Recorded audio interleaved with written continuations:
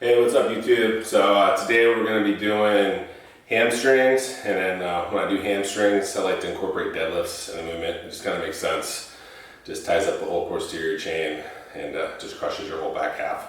So that's why I throw deadlifts in there instead of back day, and I find it to be more of a lower body dominant exercise for me and just the way I do them. But it is going to hit your erectors all the way up to your traps too, so you kind of get that benefit. But so we're 10 weeks out now, feeling pretty good. Body weight's dropping a little bit, so I'm 272 this morning, so that's good. So we're tracking right along. They just moved nationals to Orlando, so it looks like the event will happen. So it's just a matter of me getting down there and doing it. So we're gonna start off the day, like I said, with deadlifts. So it's kind of gonna show you how I warm up. I've already done a couple warm ups and all that stuff, but and how I kind of think through the deadlift. So the first part is you're gonna find your stance. So where's your most powerful stance? So I like to set up about 1 inch from the bar, and I'd get in the stance I would be if I was gonna try to slam dunk. So right there is for me. Again, about 1 inch away from your shins. And then second part is you're gonna bend over, grab the bar to where your hands are completely straight and locked out. You don't wanna come too in because then your shoulders are gonna round. You don't wanna go too far because then your range of motion is going to be worse. So for me, it's right about here. And then I get my strap lined up. And from there, I bring my shins to the bar. And then what I do is I focus on getting my head tall to the ceiling. And I take a little bit of the slack out of the bar, so now my legs are loaded. And then I focus on pushing the earth away.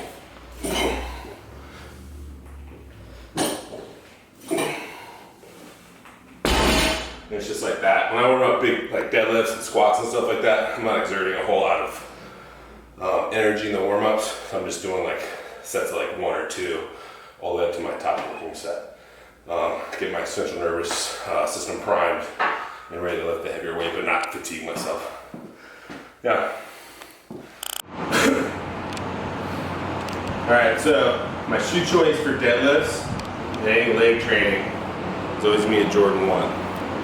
And the reason for that is, for starters, I like Jordan, so I like to be fresh. But for second is it's a flat sole. I don't have like an air pocket in there. I don't have like, it's not an elevated heel. It's relatively flat and it's consistent. So I'm always wearing the same shoe when I train legs or deadlifts, which I consider legs. So I'm not gonna get any consistency with my footwear. So if you're like wearing, say like, I don't know, Yeezys one day, which would be a bad leg shoe by the way, or like an Air Max the other day, and one day you're wearing like a Jordan 11, and then another day you're wearing like Asics or whatever. Bottom line is you're wearing different shoes. You're not going to be consistent with your movement patterns. So a lot of these all movements all start with your feet. So you want that to be consistent as possible. So that's why if you ever watch my training videos, I'm always rocking Jordan 1s for any leg training I do.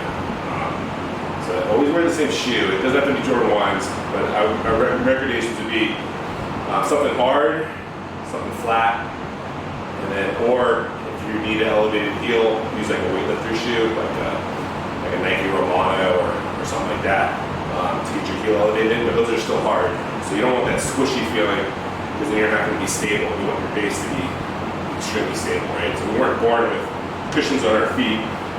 So when we do these movements, they're supposed to be rigid like your foot is, right? Like your bone on the bottom of your foot. So it's kind of why. All right, and then exercises. That's like the other ones.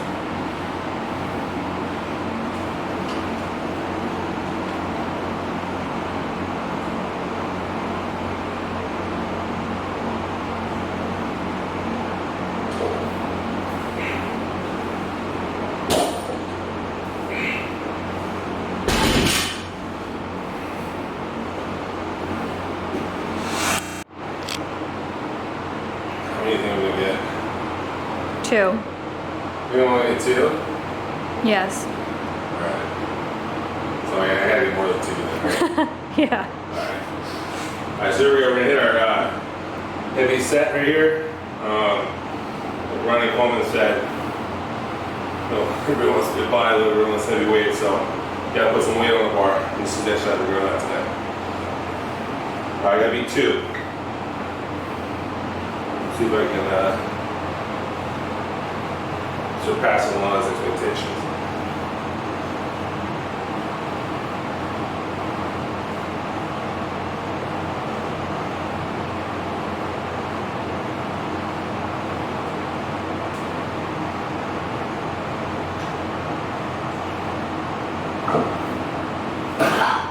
Oh shit.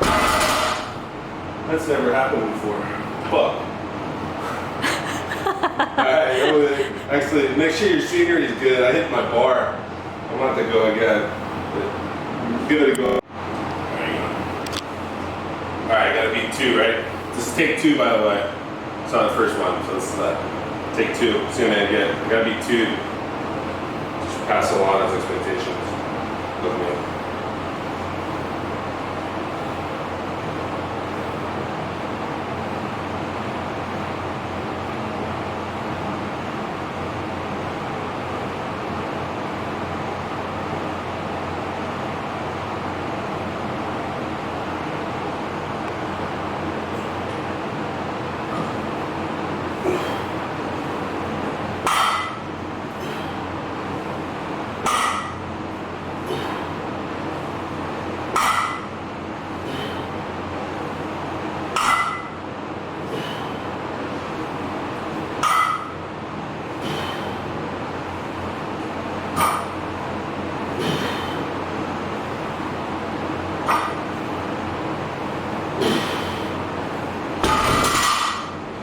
Alright, so at 8. Suck it along. Alright, so now we're done with deadlifts. So now we're going to move on to a knee extension, or sorry, a knee flexion movement. So we're going to do I don't have a leg curl machine, so I'm kind of limited on what I can do, but I'm going to do a cable leg curl. So I have my cool little ankle things, right? Bikini girl stuff. Got these off Amazon for like, I don't know, like 10 or 12 bucks. Great investment. Anyway, so I'm gonna do these to mimic a seated leg curl. So a lot of times you see people come up in a leg curl, this type of one, and they'll do this one. Really kind of going straight up and down. I don't find that hits your hamstring as good, so I really like seated leg curls. I just don't have one, I'm looking for one. So I'll back up a bit, and I'll put my leg like it's a seated position, and I'll focus on keeping my knee super still, and just go this way. So it's kind of mimicking a seated leg curl. And for hamstrings, you really have to train them 2 different ways because they do their knee flexion, they're in charge of that, and they're in charge of hip extension. So a deadlift or like a good morning or a lower back raise, that's gonna be a hip extension movement, but you're not gonna train your hamstrings fully because you got the bicep femoris in your hamstring, and that's job is knee flexion. So this is when you move your ankle or your heel back to your butt, that's knee flexion. So I like to train these kind of lower rep range than most. I find it's a very fast twitch muscle fiber. So I'll try to, I think we're gonna try to hit this heavy set at like 8 to 10 here, and really focus hard on that contraction.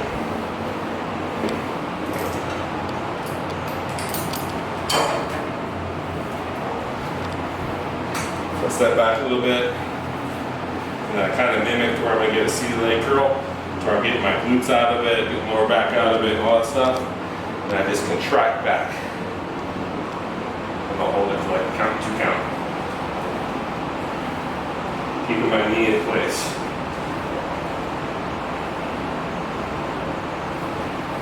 You can see that hamstring there really doing all the work.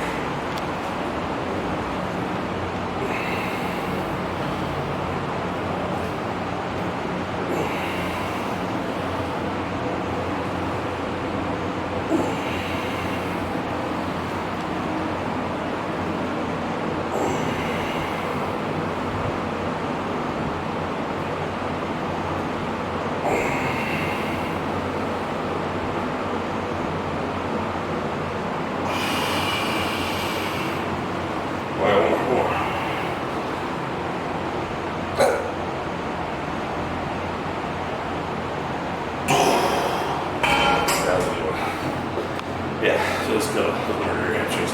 We gotta get that contraction. It's the key to that movement. Yeah, we're just gonna do a rest pause. I don't feel like switching. Let's do 1 rest pause for these today. So I'll take like 20 seconds. We'll go again. The only pain I don't like about this is you have to like switch your legs and all that crap. So I end up just usually just doing rest pause in the same leg. Keeps the rep down and makes your workout shorter too.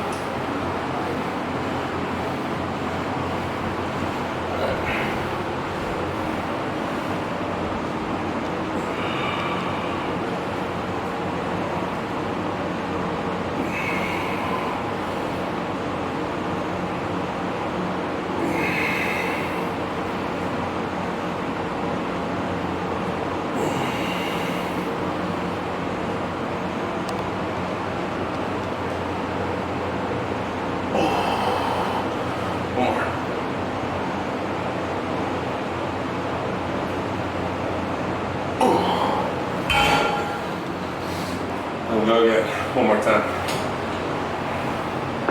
These are pretty brutal though. I suggest giving these a try. I find you can really contract compared to some other like fixed machines because you're able to kind of move more freely because of the cable versus being really fixed in the pattern of the machine.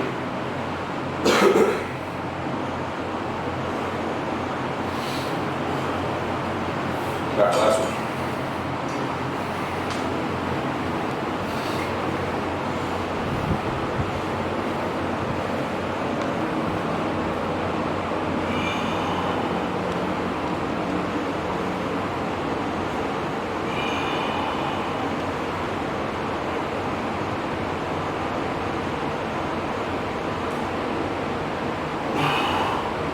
I'll just crank out a bunch of partials just to really get it.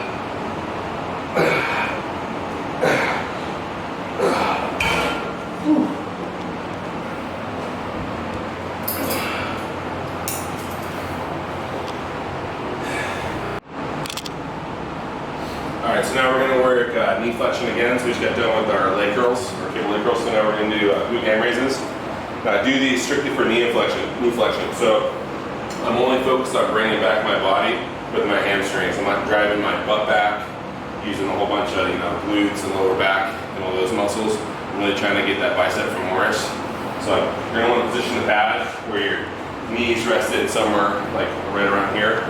The more further you have this forward, the harder it is. So if you have it like right here, my knee would get here to be extremely difficult to where I can do them. So do them where you put the pad as far as you can, closest to this, to where you can still crank out some reps with some good form. And it's going to use more hamstring than glutes and lower back. So we're going to do one rest pause set of these, just like the leg curls. Kind of focus a little more on high intensity stuff today. So these, you really want to get yourself in a good position where you're braced before you start, where your calves are in the back of that pad. And then on these, you need to focus on keeping your hips forward. You don't want to just dive down like this and then come up like that. You're not going to work your hamstrings. The whole time your hips really need to be forward. The second you can't keep your hips forward, that's when the set stops. And then nice and controlled negative on these.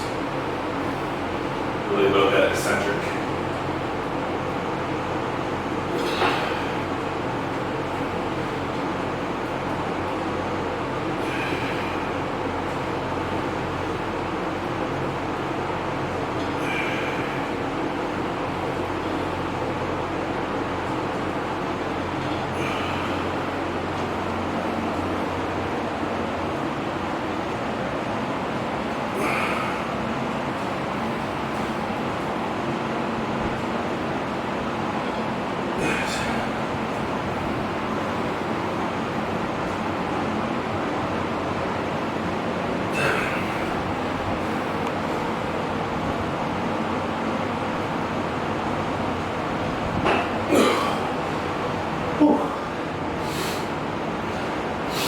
So these are pretty hard as body weight. You can do more than 10 on that weight, but if you can do more than 10, you have some crazy, with good form, you have some crazy strong hamstrings. Like I said, these muscles really give out fast, so they're not an endurance muscle, the knee flexion movement. It's powerful. So they need to train a little bit lower reps. And I find trainings with the eccentric really gives you that time and attention you need, since your reps are going to be lower. You're going to really grow. All right, for 2.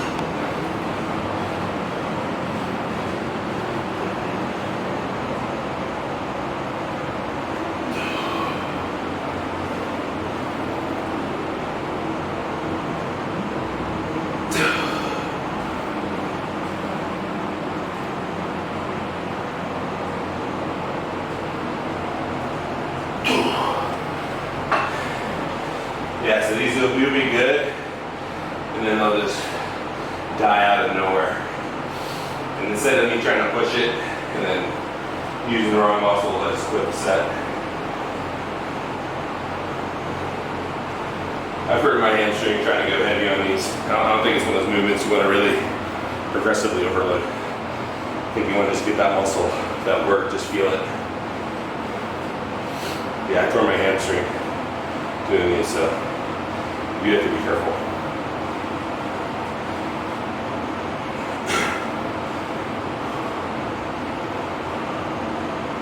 All right, last one. Come on, get 2. 2 good ones. Nice and controlled. Good, you get a stretch. And then back up your hamstring.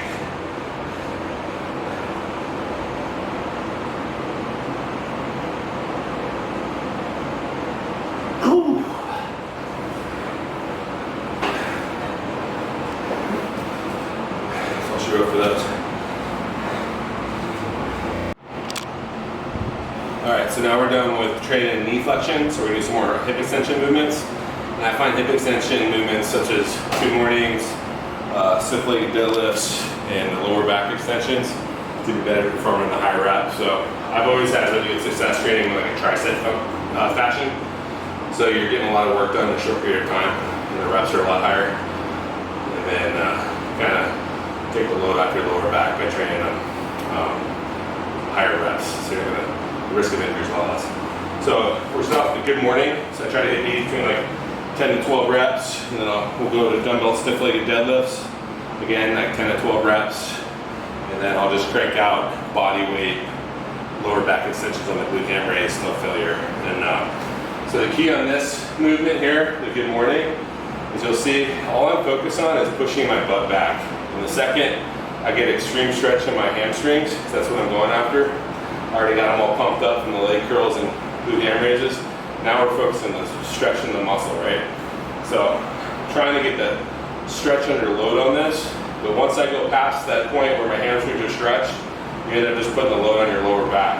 So it's how far you go down to be different for everybody. This isn't like a movement to where there has to be a certain depth you're hitting. It's just where feels good on your hamstrings. And just like the glute ham raise, I don't think this is a movement you try to really progressively overload. I've done good mornings with like 4 plates, and all I really felt was my lower back getting pumped and my abs working a lot. So, which is good if you're a power lifter, but I'm trying to get hamstrings right now, not necessarily increase my good morning or another big compound movement. So that's the goal here. These get you really, really sore. Just a warning if you try this workout. So we got a tricep, 10 to 11, or sorry, 10 to 12, 10 to 12, and then failure. And we'll go this 2 or 3 times.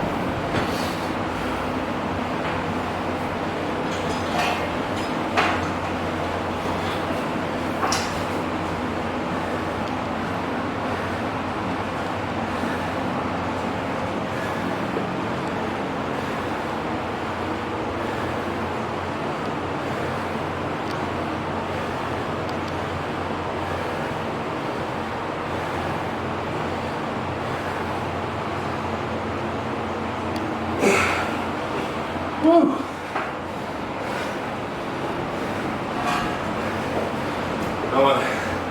Doesn't look like much for kick your ass. These are all back to back.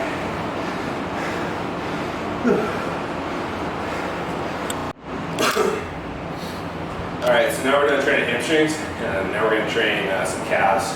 So I always like to finish hamstrings with calves so they kind of get worked anyways. It's lower body day. So I train calves both on quad day and hamstring day. Here we're just going to do a simple superset, really standing calves on the belt squat. Have a band on there just to make it a little more tension, not to bring a million plates over here. And then I superset it. So I start off here on the 2x4, so it's kind of more similar to standing calf raise. And then I'll drop back to here, and I'll do kind of similar to donkey calf raise. So that way I'm getting them nice and pumped, training in that fashion on the standing calf raise. And I come back and train them more in the stretch position with the donkey calf raise. So we'll do 4 sets here, and I keep reps, I don't know, 10 plus on each.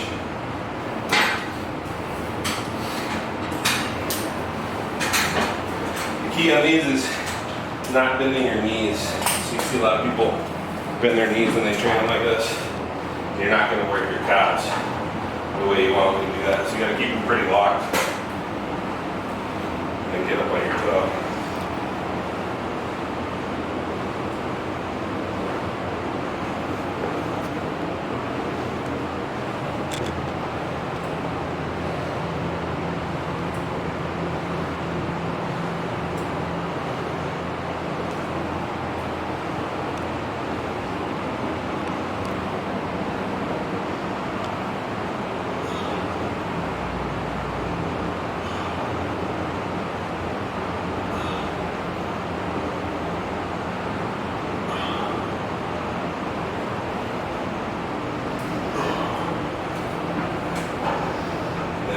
Back to the donkey. So that's just where you put your body more forward, like Arnold used to do. Got girls on his back. Pull them up.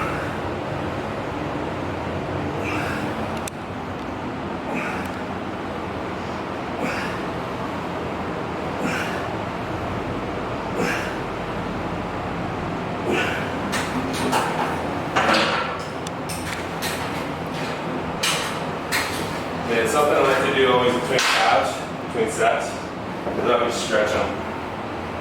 So in between my sets, I'll just do this,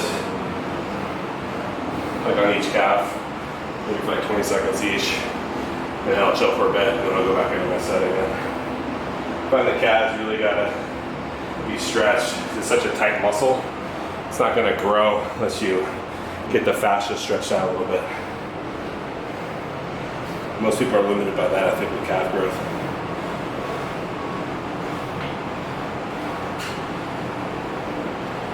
Yeah, so this pretty much wraps up our day of training. I hope you're enjoying the videos that me and Alana are putting out. Appreciate you guys tuning in. We're gonna try to get some more, some other stuff, not just gym stuff too, like meal preps and just random, maybe a day of eating or something like that. Probably might highlight my next Saturday. Saturday's when I kind of have my refeeds, my cheat meals and stuff like that. So those are just kind of fun to watch for people. If you didn't know this, we also got Jay Cutler in the house. So he signed that for me. Jay, you have pretty bad handwriting. Kind of make it out, but something to be the best. Kill it. Jay Cutler. Yeah, so he's one of my big inspirations.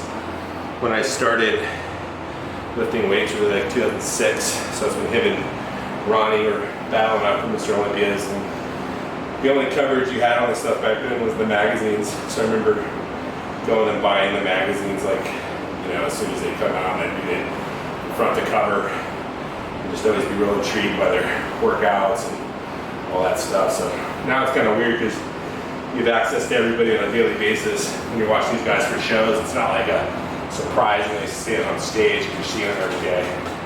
Back then it was like, you know, kind of rebuild himself like once a year. You see a couple sneak peeks here and there, but not like this today. So It's pretty cool. So he's got a great work ethic.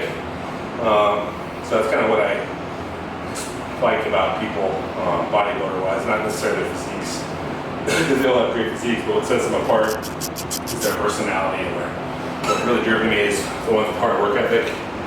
That's kind of what I like to aspire to be. And then you have Arnold, he's the hard worker, right? He's kind of the starter of all this. And then obviously The Rock, the hardest worker in the room. So those are kind of I think you need to surround yourself by your inspirations. And that's kind of what I have going on in here. And I had Alana, so I got everybody I need right here in this room. So yeah. So anyways, thanks for dropping by. I do appreciate it. Kind of new with this bid thing, so hopefully they continue to get better and you guys keep liking them and all that stuff. But overall, the feedback's pretty good for training in my little garage and just kind of do it by myself. But I also thank Revive and Get Raw and supplements. They've been really appreciative that they took me on to be an athlete, and I love their supplements and everything they do for me and what they're about. So it's another good thing that's happened to me this year. Really fortunate to be a part of them. So go check them out, and if you want to use my discount code JBALL, do so. So you 20% off, but if not, that's cool too. Then the offer is there. Anyways, drop a like, subscribe, and share. Anyways, see you guys later. Bye.